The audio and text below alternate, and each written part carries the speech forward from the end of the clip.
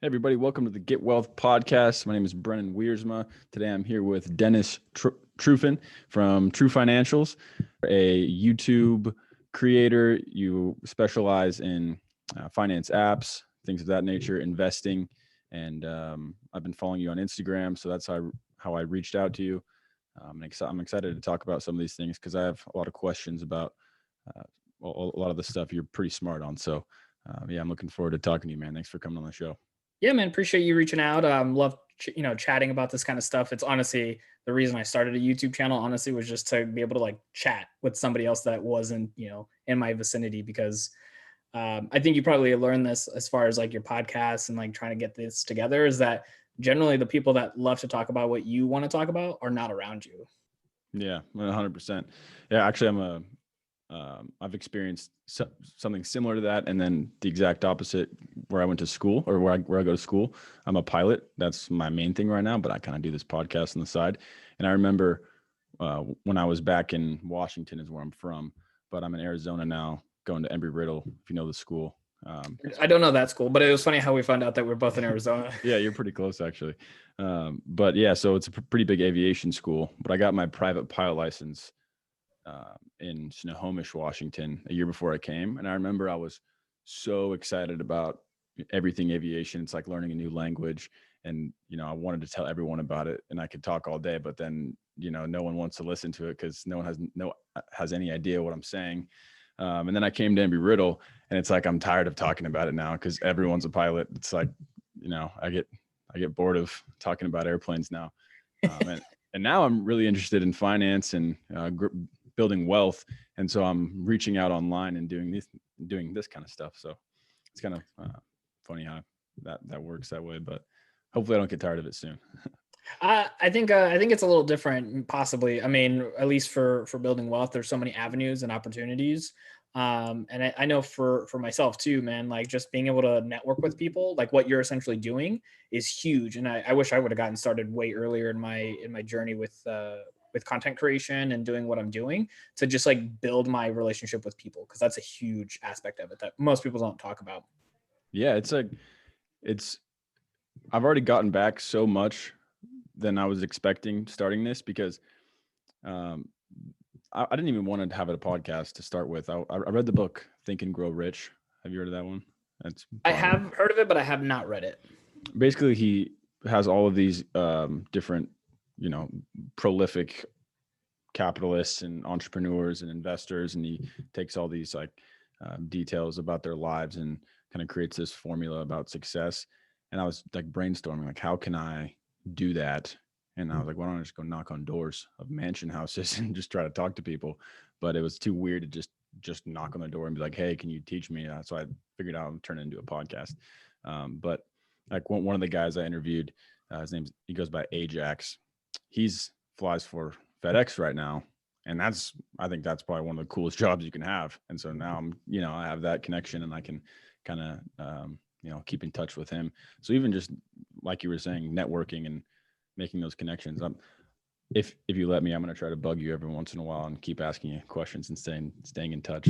Oh yeah, man, dude, be free to, man. Like I honestly, like my biggest thing too is like that's why when you texted me, even though it was like out of the blue through Instagram for the most part, it was just more of like a yeah. I mean, if you're eager enough to like learn, I'll be happy to like share my insights. And it's like, hey, if you one day keep growing in this avenue and get bigger, and then people that might help me in my journey, or I can help them on their journeys, like it's a really interesting concept to be able to be like the middle person between two different people and their connections. And then that's how you build a really strong network of people that and that can help one another. Yeah, and even now I'm realizing the people that are willing to just answer back like you did right away, everyone that's done that are the people that are really confident in what they're doing, like the ones that are willing to pass it on to me and help me out. I've found that those people are a lot more, I guess, secure. I don't know what the reason is exactly, but I think I know what you mean. I think there's a level of like, I guess maybe it's security or what, but I know for me, it's more of like, dude, I've been essentially working really hard for about 3.5, 4 years. And now I have things working really well for me that I'm like, man, if other people are really wanting to work hard for it, I know how hard it was for me. I'd be definitely willing to give them a leg up on that process, just because if I had that opportunity, I would definitely have tried to take it as well too.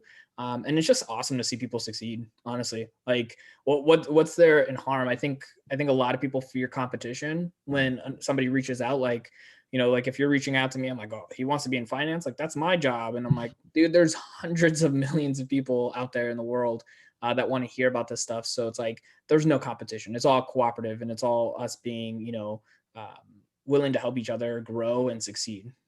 That's awesome. That is your perspective. I think that's helpful for everybody. So I guess starting out, have you always just been really interested in finance? Was it always a topic of interest for you? Yeah, for me, it pretty much was. I mean, kind of short story was I got a job at 16, like most kids, and I spent most of my money on stuff. I remember the very first purchase I did was my whole paycheck went to a Zune. I don't know if most people know what a Zune is. Yeah, that my uncle worked for Microsoft, and he was, I think, the team leader on the Zune actually. So Oh, dude, I see, got one of those when I was young too. like how freaking cool is that? Like that's a really cool way to like learn more about someone. But yeah, so I had one of those. It's an old MP3 player, essentially, for those who don't know. And I spent all my money on that. And then really quickly after that, I kind of regretted the purchase. I love the product, but I regretted the purchase because I was like, man, I gave up all of my money. Everything I worked for 2 weeks, I just gave it away.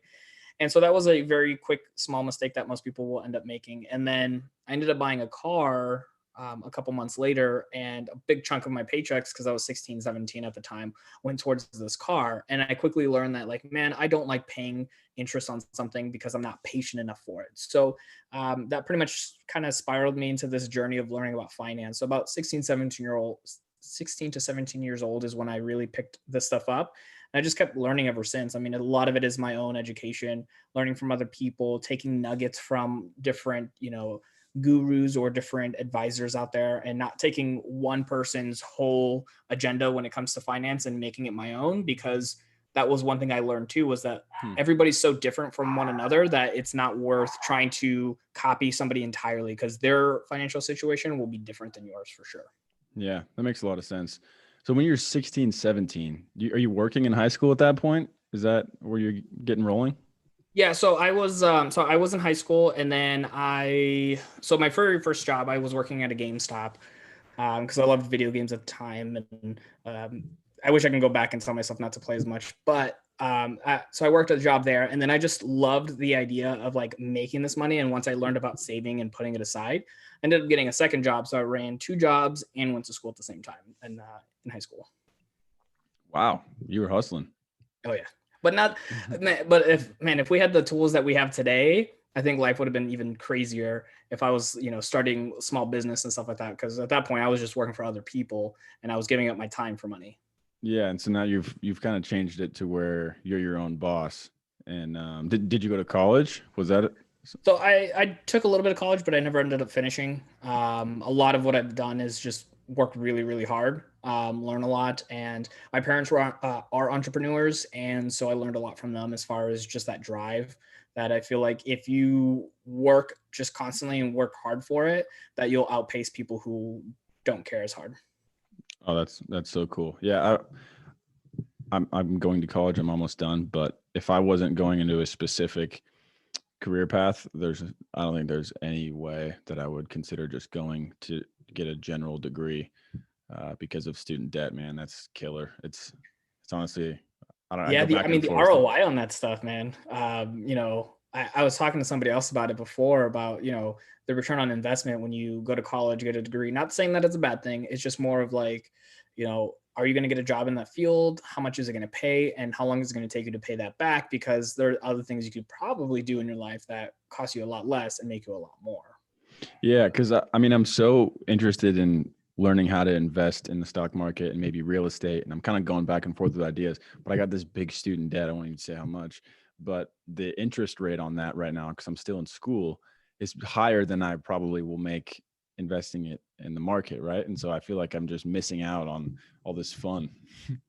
Yeah, I mean, so here, I mean, we don't have to really get too far into it, but one thing I could tell you, obviously this is not financial advice, but I would say even though you have that big looming debt that you have to take care of, which by the way, you should possibly look at refinancing because that might help you out. Yeah. I got tons of videos on that for you. Okay. But one thing I would recommend is possibly actually start now when it comes to learning the market with investing. Obviously, real estate will take a little bit more time in general because there's so much more behind it. But with investing, you can get started with a lot less, like apps like Robinhood and M1 and all that stuff. But the cool thing is, I would recommend start with $100, man. Like just put $100 in, Just call mess it around with, practice, not like I'm trying to practice build it. wealth. And yeah.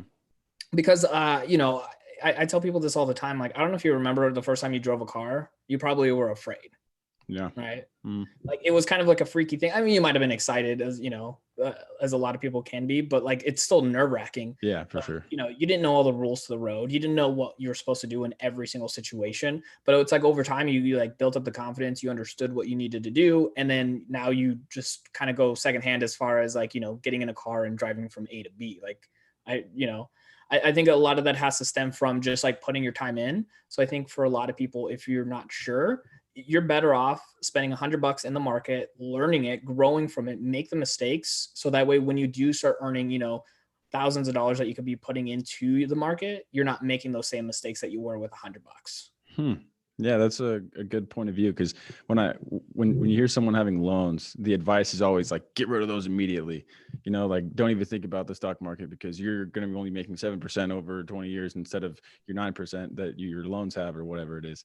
But I've kind of just been, I don't know, not secretly, but just doing like a little bit of investing because it's like a hobby. I'm trying to make it. I'm not probably competent enough to say that I'm like an investor by any means, but I'm very interested in it. And even just the different places to invest it, which like the different retirement accounts, because the idea of retiring early to me is something that kind of drives a lot of this.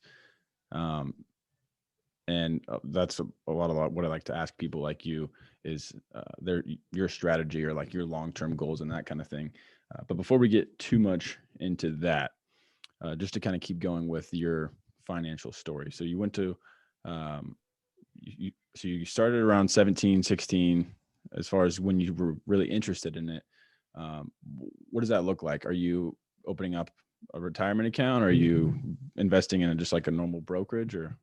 So at that point, I was just learning the basics of like saving the money, trying to work for it and all that kind of stuff too. Cause I think at least for me, I needed to get the foundation of like that willpower to put money aside instead of wasting it all. So for those for about 2-3 years, I was just in the midst of just like trying to put money aside. I paid off that car within a year. So a lot of that went to just focusing on that portion of it. And then once I got to around 20 with my company, I was able to open up a retirement account. So then I started putting in really large percentages of my paychecks because at that point I was already used to giving up that money towards like the car payments and extra. So then I was like, okay, I'm just going to put extra money into my retirement. Like right now, if I don't do anything left with anything more with my retirement, as far as adding to it, it'll take care of itself because of the way compounding works at such a young age. But that was a big deal for me. And then I was still saving a lot to the point where at 21, turning 22, I ended up being able to buy a house in cash. So there was a lot of factors that went into it. Because when I tell people that, they get like, whoa, like I need to know more about this. But, luck and hard work is where opportunity comes into play. And I think I was just at the right place at the right time to be able to make those things happen.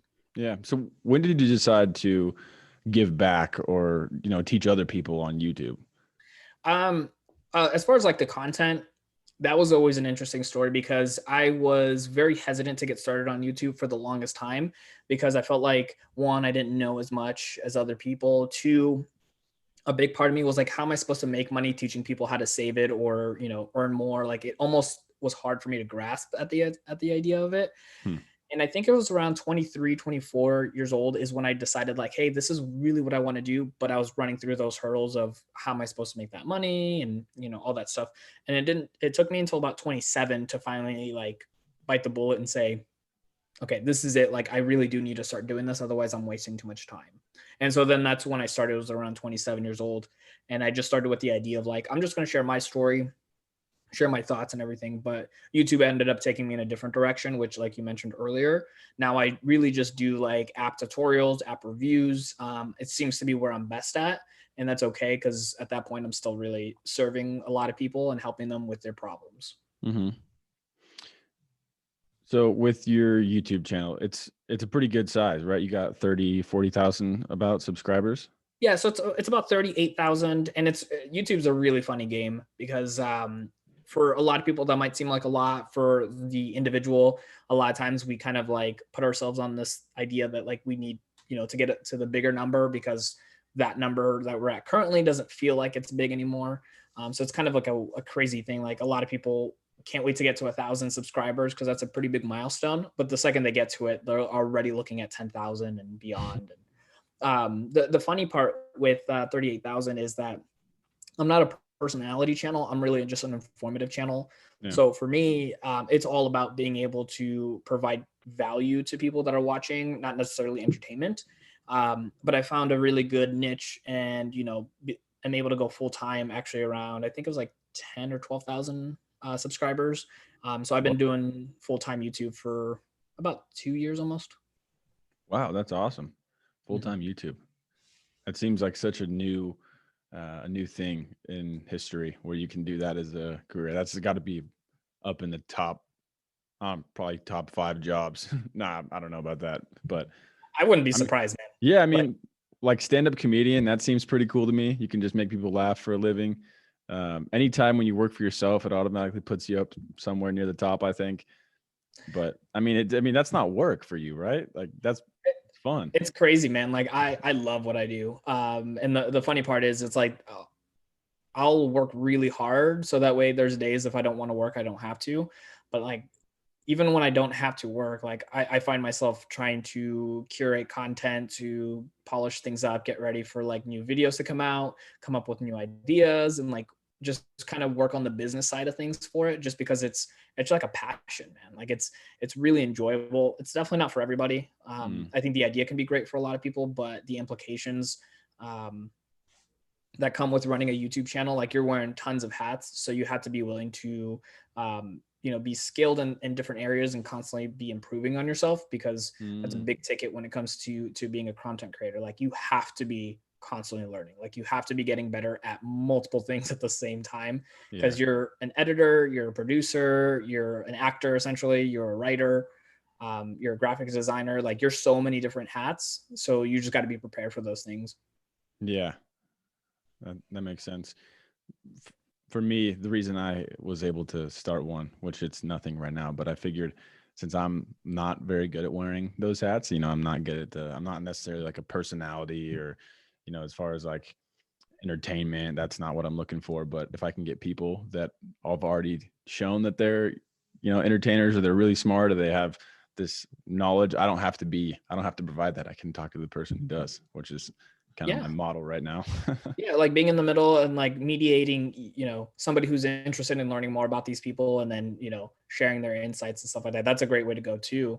And I think for a lot of people, there's a lot of hard work that comes with running a YouTube channel, because the idea, like you mentioned, like for a lot of people, going full time seems like such a cool thing, and it is. Like I'm not gonna lie, like anytime somebody gets close to it, I'm like there to celebrate with them in my community. But it takes a lot of work, dude. Like it was 2.5, 3 years of just like blood, sweat, and tears. I had a 40-hour job. My wife ran her own business, which I helped her with. And then I had probably another 40 hours that I was putting into YouTube every week and not getting paid for it. Yeah, I think Elon Musk said, I heard this on a podcast, I think. Where did I hear this? Maybe I read it. But yeah, he said something to the effect of, if you have a tech startup and you're not working 120 hours a week, you have no chance, which is pretty crazy. It leaves like, 4 hours a night of sleep or something. So yeah, I mean, I can definitely tell the work you've been putting into your YouTube channel. It definitely shows. So I'd like to get into some of the content that you make, and kind of just some of the questions I have as far as like finance apps. Immediately, one of the ones I think of is Robinhood, and those beginner, like make it easy type of investing apps. Are there drawbacks to that as opposed to just, opening up a brokerage and doing it with like Vanguard or something using Robinhood on your phone? For like a personal user, I think overall every single app out there, regardless of if it's newer or older, will cater to a different type of user in Mm. general. So I sometimes have people in my videos, because I'll teach people how to use these apps. They're like, man, this is not for me. And I'm like, yeah, definitely. Like if you're already frustrated with the user interface or don't like certain metrics that they give you, like the app might not be for you. There's a lot of investing apps out there. So to say that one is better than the other because of how long it's been around, not always the case, because a lot of times innovation usually comes from newer companies, and Robinhood was one of the big companies that made zero fee trade a big thing. Like back when I first started investing, man, that's crazy. Like I remember paying like $9.95 to be able to trade into a stock, and Whoa. I know some people that had to pay way more than that back in the day. So it's like I still remember having to pay for trades, where now it's virtually free on almost every single platform, but that's only because Robinhood came around. Oh. And so, so sometimes like the disruption comes from the newer players in the field, and sometimes their services are better depending on what you're catering for, right? Like if you want retirement and you want stability and like you want, you know, advisors like on the phone with you anytime you need them, Vanguard might be the better option. But if you're somebody who's like wanting to learn the marketplace, wanting to learn how to invest, but don't really need like the hand holding in general, like Robinhood could be a great app for that person. Mm. But there's drawbacks to both in general too. So I think for anybody, I always voice that people should try a bunch of different investing apps out there, because there are so many. And then a lot of them give you like a free stock or something like that when you open up. But for me, I'm like, yeah, test them all out, see what works, see which ones you like. Each one has some cool features that the other ones might not have, and that might be like the ticket for you, right? Like Mm. that might be like, oh cool, this is what I want and this is what I prefer. Yeah. Did you hear about the lawsuit Robinhood just had recently? Yeah, I heard about that. Is that a big concern for people now using the app? Is that like news that someone should consider? Because the article I read put him in a pretty bad light, but I wasn't. I don't mean. I guess it seemed a little bit shady. But what do you think about it? Yeah, I mean, this is obviously my personal opinion. I am affiliated with them through some of my videos. So not making sure that I'm sitting here like trying to defend them or go Oh, against them in any light. But yeah. I mean, I think any company makes mistakes; they should be held accountable in those lights. But I also think that companies can learn from their mistakes and get better. So like Okay. the biggest issue with Robinhood was several times that their service went down in the middle of like some of the biggest trading days of all time, and that could be huge implications for some people. And luckily, I'm a long-term investor, so those kind of things didn't really affect me personally. But I can understand why the frustration would be there for a lot of other users. Since then, at least since the last big one, nothing else has happened on their servers. So I've been pretty happy with them, and I don't need that hand holding to be able to talk to an advisor or somebody else. So I've never had issues. So for me personally, I don't see it as a big of a deal as far as them having more issues down the road because of the lawsuit. I think that lawsuit is just there in place to hold them accountable for Yeah, their mistakes. I completely agree. And I think one of the aspects of Robinhood is it kind of makes it feel like a game almost, because it's so simple and they got the confetti that comes out when you make a trade. And that can seem really appealing to someone who is Yeah. getting into investing. And I think that's a really good thing. I mean, I think that introduces it to a wider market and is bringing more people into it.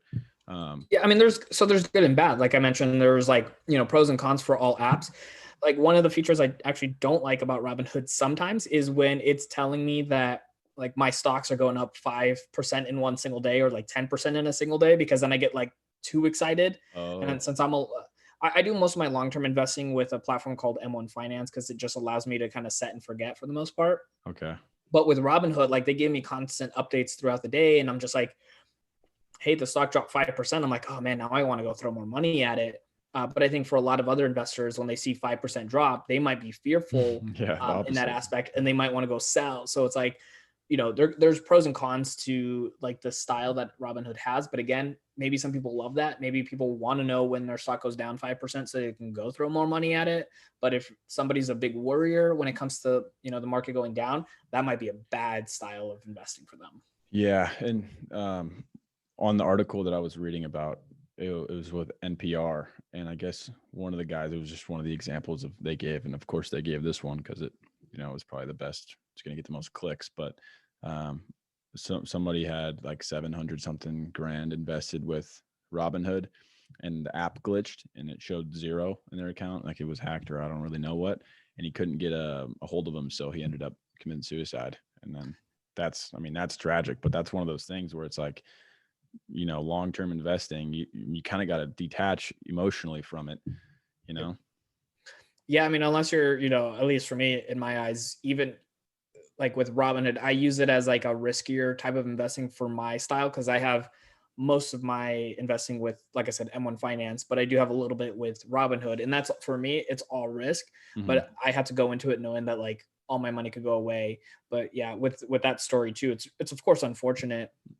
But I think it also comes with the responsibility that these companies have, that if you're going to make it that easy for people to get into the market, I think it's going to be, I don't know if they're going to be the ones that are responsible to teach these people on, like, what it means to be, patient, what it means to, not freak out when the market goes down. And, obviously there's also, day trading that goes on. There's also option trading that gets even more crazier into the weeds of things. Mhm. And I think there just needs to be more education, which, I would assume would be coming down more over time. Yeah, one of the brokerages that I thought does a really good job of that is TD Ameritrade.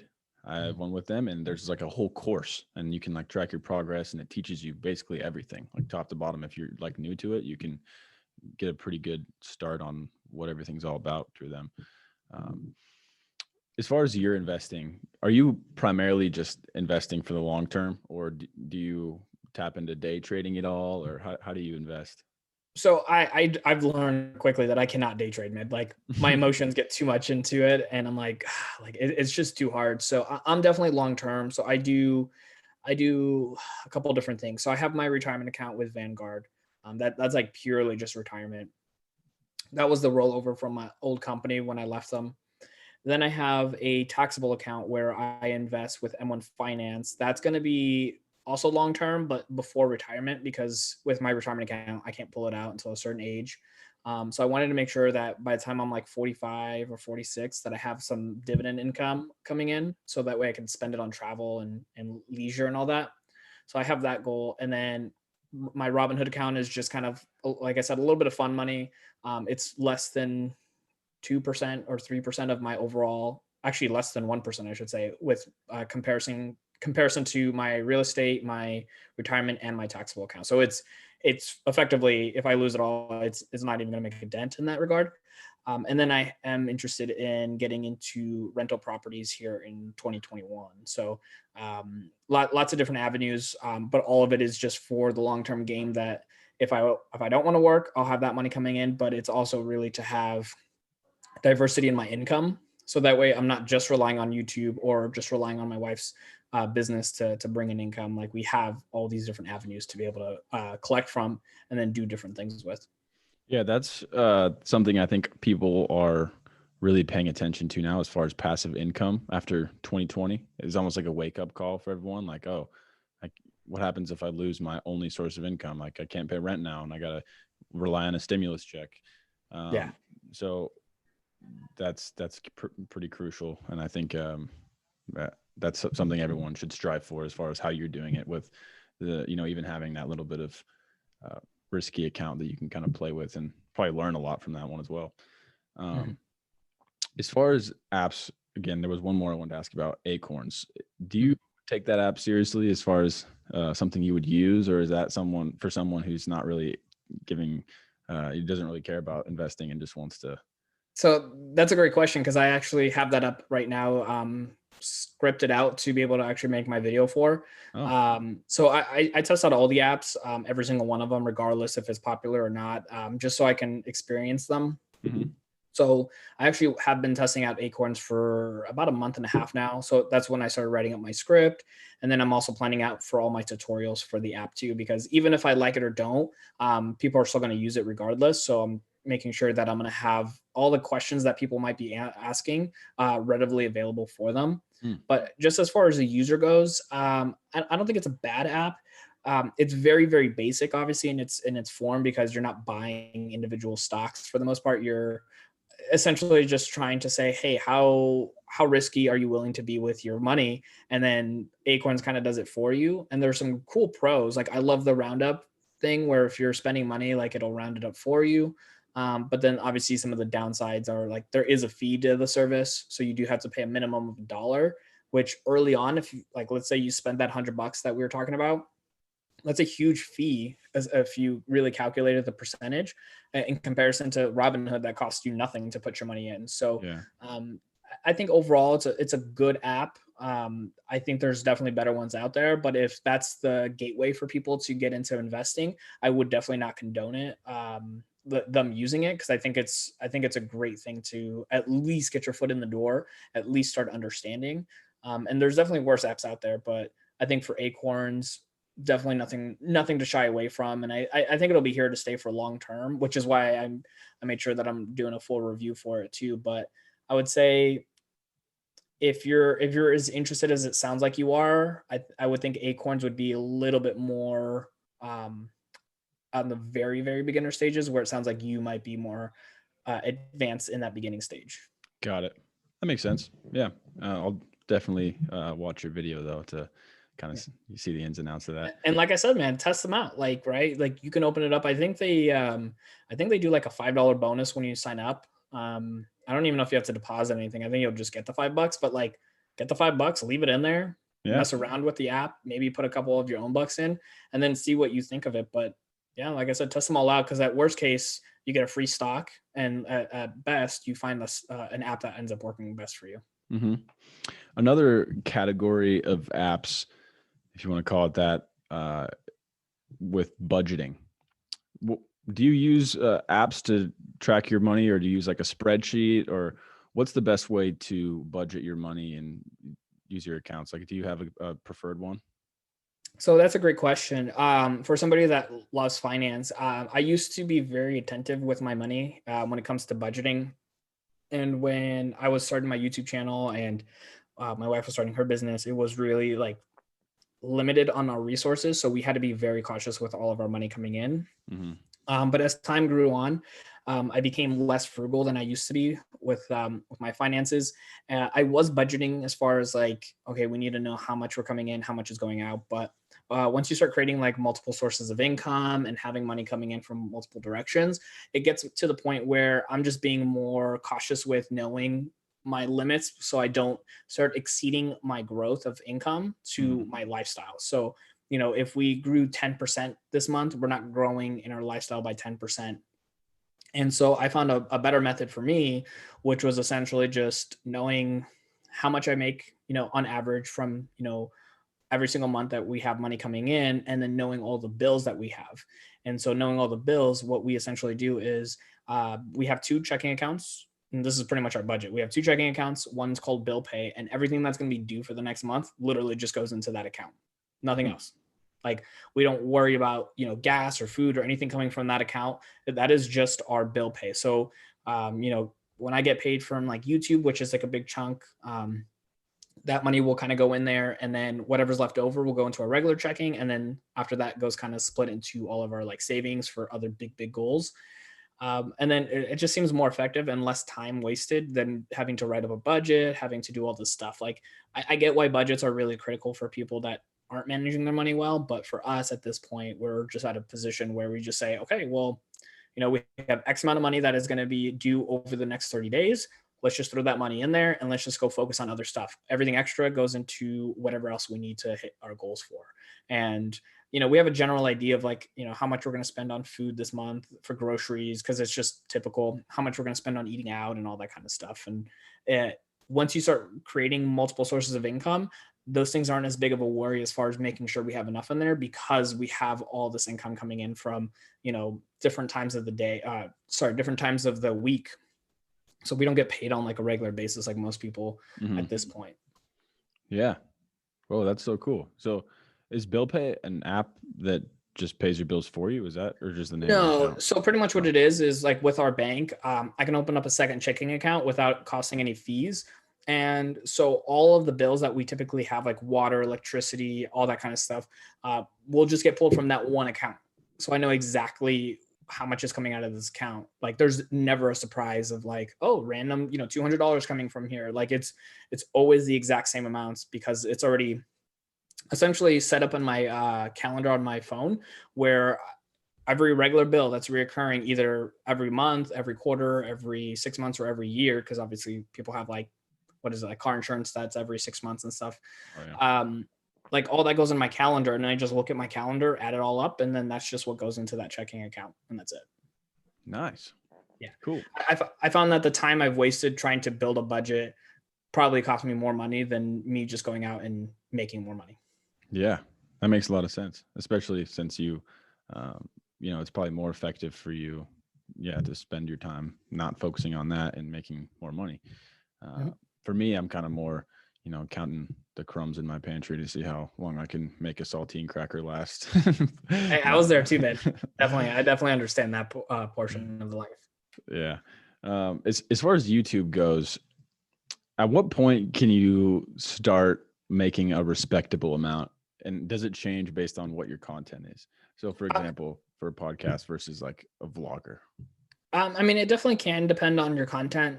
Somebody making like pranks and entertainment stuff, like pure entertainment, sometimes can have a lot longer of a road to go. But if you are pretty specific in your topic when you go onto YouTube, I've seen channels. I actually worked with a friend.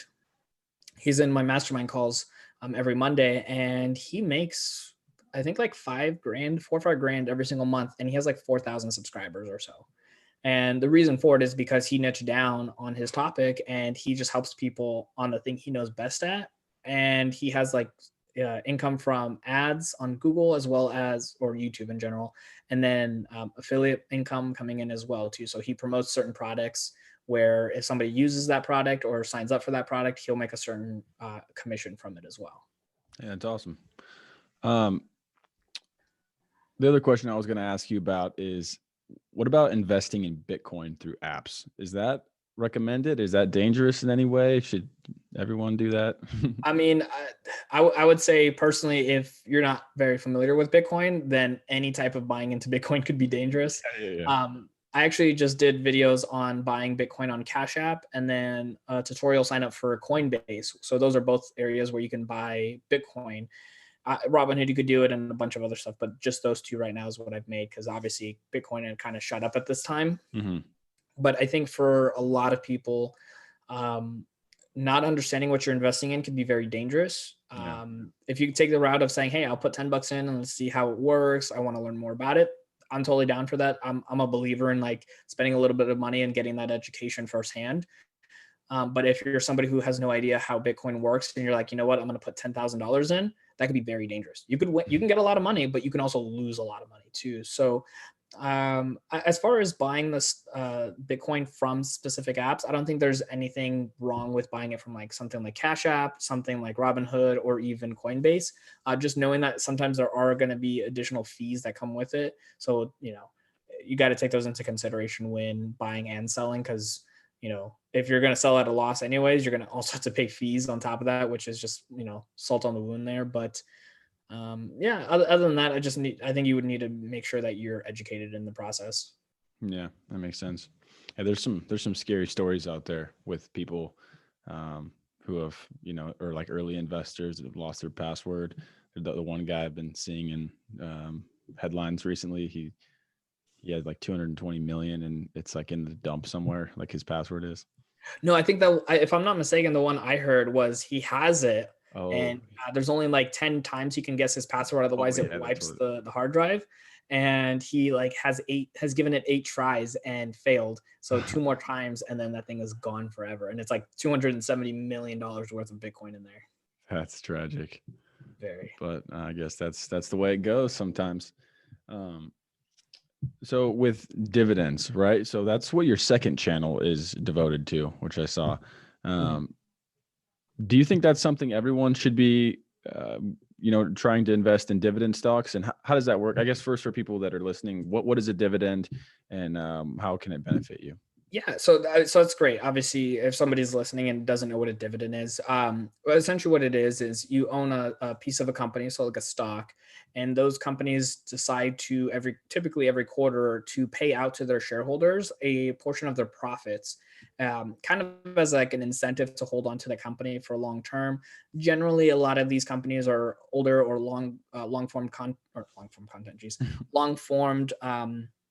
Businesses that have been around for a long time and maybe don't grow as fast, so they're not really focused on the value of the stock as much as they are making sure that they can stay consistent with paying these out. um, for me, I don't know if everybody's supposed to be a dividend investor. I don't think so. I know a lot of friends that are only into real estate or friends that are only into the stock market. And then even then in those niches, there are people that are like very specific, like what they want to be in. Like some of the people I know in the stock market only want to be in growth stocks. So companies that don't pay dividends because they want to get that value growth, like Tesla or Amazon or Google, all those big companies. And it's not necessarily saying it's a bad thing. I just like long-term slow growth that is pretty predictable and then also gives me the opportunity to not have to worry about stuff. Hmm. So for me, the idea of dividends, what it really entails is that right now, the amount of dividends that I get paid out from companies don't really matter because I'm not using that money immediately. I'm just turning it around and reinvesting. But in about 15 years, the money that's going to come out from these companies and dividends is going to be immense. And then I can use that money to, like I mentioned earlier, go travel, have leisure, do the things I want to do, whether I want to or not, because I have the opportunity with this money. And for a lot of people who do know about dividends, um, the biggest holdback for them is saying, like, well, if I buy into a company for, let's say, $100 and they pay out a 4% dividend yield, to them, $4 every single year is not going to be really sufficient. That's not a great return on your money year over year. Mm-hmm. But what a lot of people don't consider is that dividends typically have dividend increases. Not all companies, but a lot of companies will increase their dividends, sometimes upwards of like 10, 15% on an average basis. And if you do the calculations and on averages and everything else, your money from what you put in, 10, 15, 20 years ago and what these companies are paying out in dividends now can be vastly different. So you might be getting 4% today when you don't need the money, but when you retire or when you want the money, you might be getting a 15% return on your money year after year at that point because they've increased their dividends and maybe you didn't buy any more into them or whatever the case may be. So it's kind of a cool thing that most people don't talk about, which is why I started the second channel, because it's just me talking about dividends and almost exclusively talking about them because I think they're misrepresented. And I think people make it look out to be like, well, if you do it today, you're going to get, money that you can live off of today. Like, no, like it's money that you're going to live off of in 15, 20 years, but you have to be patient for it.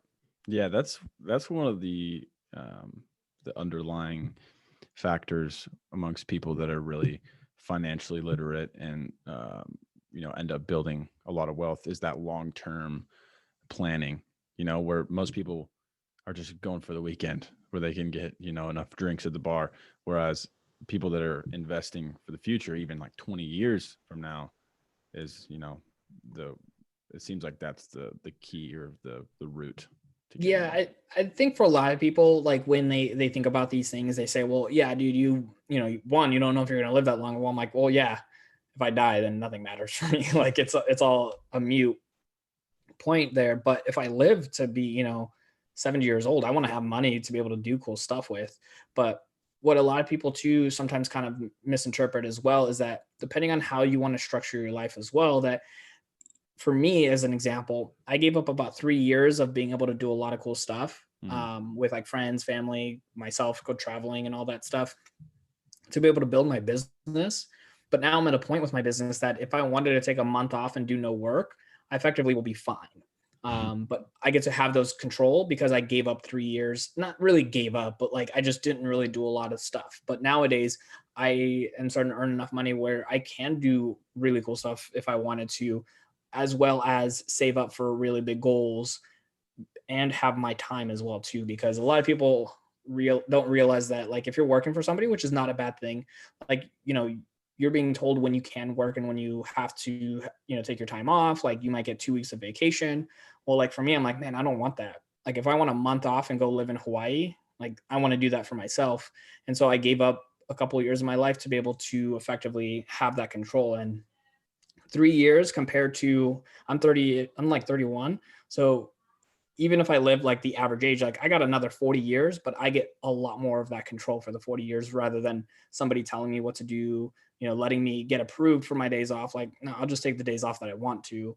Um, and I think the same goes for investing for the long term, right? Like, when I talked about those dividends, I'm focusing in on the fact that if I really am adamant about what I'm trying to do, in about 15 years, I might have about, on average, anywhere from $7,000 to $10,000 a month in dividend income.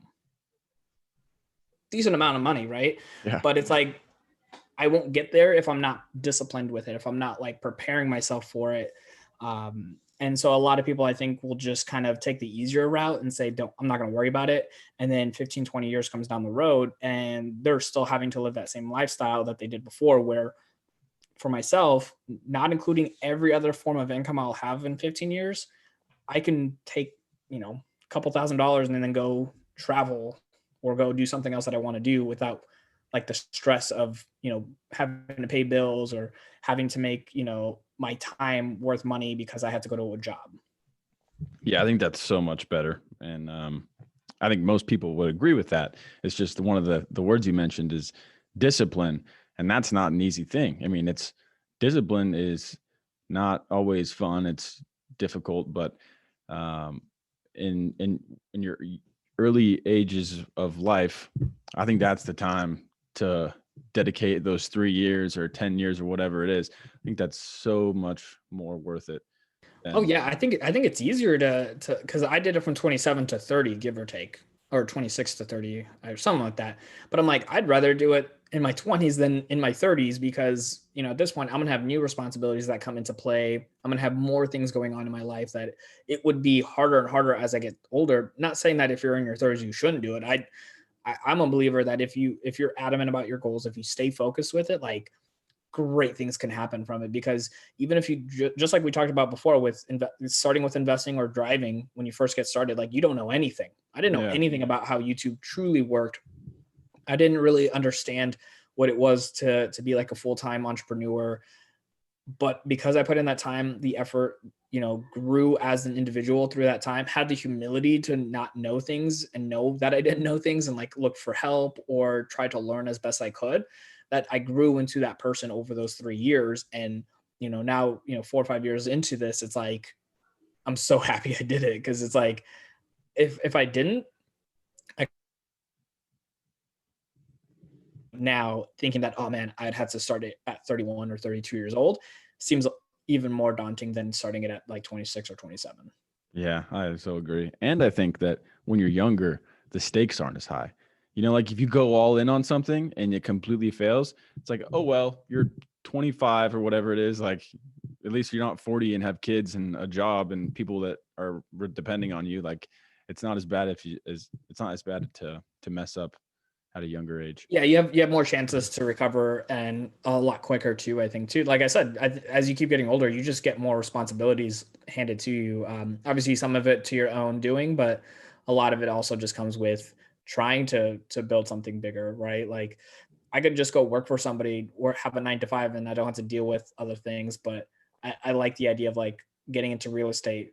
It's going to obviously take time to build, just getting the first or second rental property is not going to do much as far as creating passive income. So I'm going to have to put in that time and effort and dedication. Obviously not to the same level I had to do with YouTube, but to some degree that I would still have to give up a little bit of that time to be able to build something, but it's going to yield good results. And knowing what I know now, I'm like, yeah, I'm not afraid of that kind of stuff. Yeah, for sure. I have no doubt that you're gonna kill it in whatever endeavor you decide to start going in. That's one of the reasons I like doing this podcast as well. It's because I talk to people like you, and it just motivates me so much to get there. I'm so far from it, but it's like I got this like burning hunger for it when I talk to people that have already been there.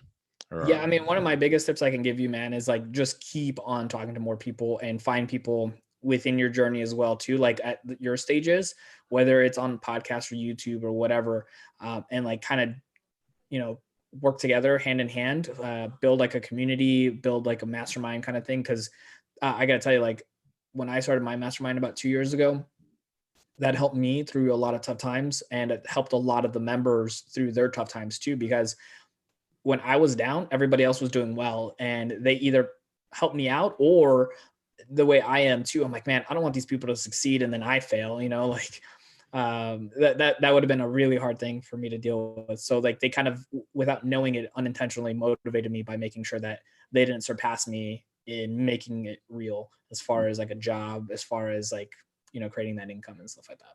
Yeah, for sure. All right, I have a few more questions. I don't want to take too much of your time. I did have that on Instagram. We'll see if anyone asked any questions on there.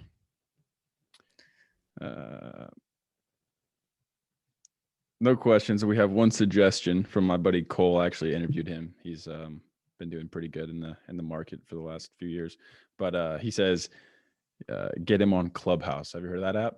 Oh, dude, I'm already on it. Really? Okay. Dude, yeah. I love Clubhouse. It's so cool. I just got on like a couple days ago, and I'm like, this is going to be big. Like, I've already talked to so many cool people through that. Dude, it's such a cool app. So the funny thing is, you were kind of mentioning about like, you contacting me and like me wanting to help you out and like just kind of chat.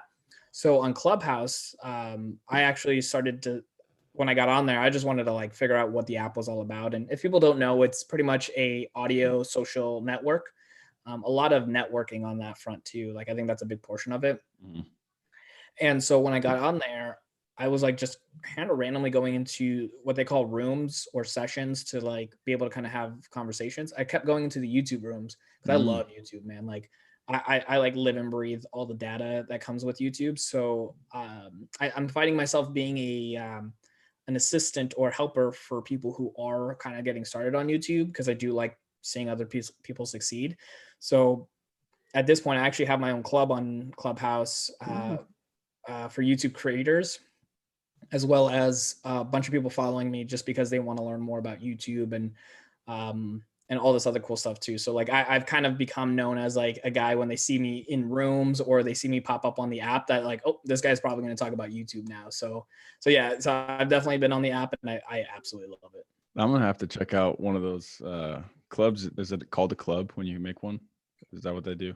So clubs are something like individuals create. Like I created the YouTuber creator club, and it just houses a bunch of people that want to get kind of like dinged when somebody creates a room about YouTube. But essentially anybody that follows me and I create a YouTube room will get dinged that I am in a room with YouTubers. So then they generally will like flood with me into those rooms. Okay, I'm gonna follow you on Clubhouse. So yeah, I think that's how it works, right? Do I got to get accepted or something, or can I just jump in there? Well, I think to just follow, you could just follow me, and then you could also follow the club as well too. Okay. Because I think at the bottom of my bio, there's like a thing that says like, you'll see like a couple different YouTube clubs, and one of them is called YouTube Creators Club, because I thought that was a name to come up with. Cool. All right. And then since this is the Get Wealth podcast, I always like to ask what your definition of wealth is. That's a great question. I think for me, wealth is really just being able to have the funds to do things with that are like a tool for you. So for me, I'm not wanting to build wealth to just have all this money and do nothing, because the idea of retiring and doing nothing around the house seems so boring to me. But what I do love is the idea of having wealth to have impact. So I think that's really what it is for me. It's a tool to get me to places to do really cool stuff. I have a couple things that I'm passionate about when it comes to like making sure people have clean water in this world. So I can't really have a big impact if I don't have a lot of wealth coming in. Obviously, I want to make sure my family's taken care of, but I already know that's going to happen. So now it's a matter of like, how do I build wealth so that way I can have bigger impacts in people's lives and do really cool stuff. And my wife has some other really good goals that she wants to have an impact with people going to college, making sure that they're taken care of and not have crazy amounts of debt and all that stuff. So it's only possible if we build the wealth that allows us to make those decisions without any worries around our well-being. Yeah, that's so cool, man. I think that's a great example of what your someone's definition of wealth should be. Well, listen, man, I really appreciate you coming on the podcast. Where can people find you as far as social media, YouTube? Yeah, so I mean, my name is Denis Trufin, obviously, and True Financials is all I am, all over the place except for Clubhouse. So for anybody wanting to see like the YouTube content, you can just type in True Financials, 1 or 2 words, it'll pop me up. But if you go into Clubhouse, it's just Denis Trufin. And yeah, I mean, you can connect with me anywhere, ask me questions, or contact me, and I'm always trying to do my best to help other people out wherever I can, to help them succeed in their journeys. Sounds great. All right, we'll end it there. Get wealthy, everybody. Thanks for watching.